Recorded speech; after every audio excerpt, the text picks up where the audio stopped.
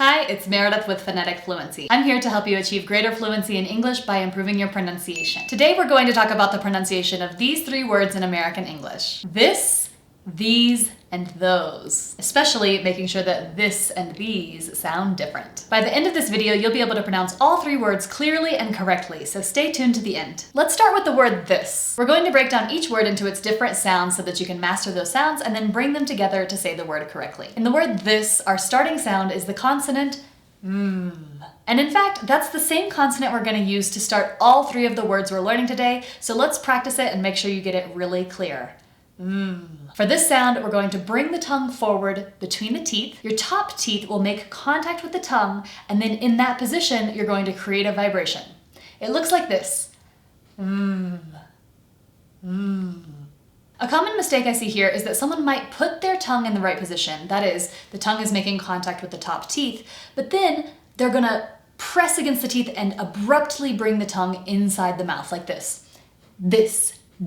And so this means that they're not making exactly the right sound even though they're starting in the right position. What I want you to do instead is put your tongue in that position and try not to push on the teeth and then bring the tongue back in, but rather let the vibration happen and then let the tongue kind of slide against the teeth as you bring it in. It looks like this. The. So again, not the, but rather the.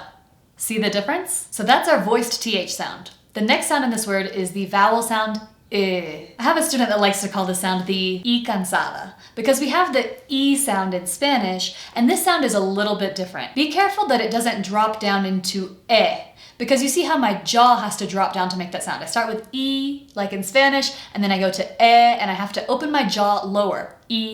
I, That's not the sound we're going for. The sound we're going for is somewhere in between. So we have E, and then I'm going to relax just a little bit. Relax the corners of your mouth. Let your tongue drop just a little bit, but try not to let your jaw drop. And then we're gonna get I. E, and then I drop just a little bit. I.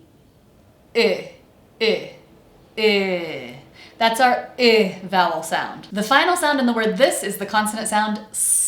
This is a voiceless sound, which means that I put my mouth in the right position, I create friction, and I don't need to have my voice on, so I can make this sound with just air. S.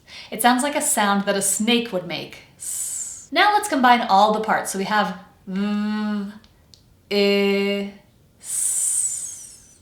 Now let's make them connected. This. The key here is making sure you have a really clear and a really clear I. That vowel sound is super important. This. Let's move on to our next word, these. The word these, which is the plural of the word this, is different in two sounds. The first sound is the same, our voiced TH sound. The key here is the tongue coming out of the mouth. Next we have our vowel sound E. So compared to the sound I that we had in this, the sound E is much tenser. So I'm gonna create tension in my mouth and bring the tongue up and forward so close it's almost touching those top front teeth. E. And then the other thing is I need the sound to be a little longer than you would have the E sound in Spanish. So we're gonna stretch it out. E. But notice how I also change the pitch of my voice. This longer, wavier, two-toned quality I'm giving the sound is gonna make it even clearer that it's different from I. So tension, tongue up and forward, and I'm gonna make the sound, but I'm gonna make it longer and kind of wavier. I change the pitch of my voice, so it sounds like E. And then we're gonna finish the word with the sound Z. The really important thing about the sound is that it has vibration. I'm creating a vibration that I can feel in my mouth. I create that vibration by turning my voice on. So start by putting your mouth into the same position that you use for the sound S. But remember, that sound is voiceless. I can make that sound with only air. S. My throat is not vibrating from the vibrations in my vocal cords. But let's start vibrating the vocal cords, and I'm gonna make a vibration here. Zzz. It's not a silent sound. This is a voiced sound. Think about how S sounds like the sound of a snake, but zzz is the sound that a bee makes. So we have to have that vibration. And when I make that vibration, I can feel it here. I'm creating it here, so if I touch my throat, I can feel zzz.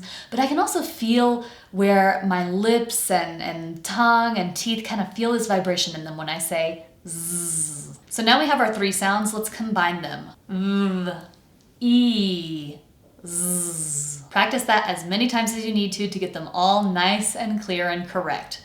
V, E, z. And now let's connect them. These. These. Let's practice this versus these, starting with this. Let's go back to our sounds.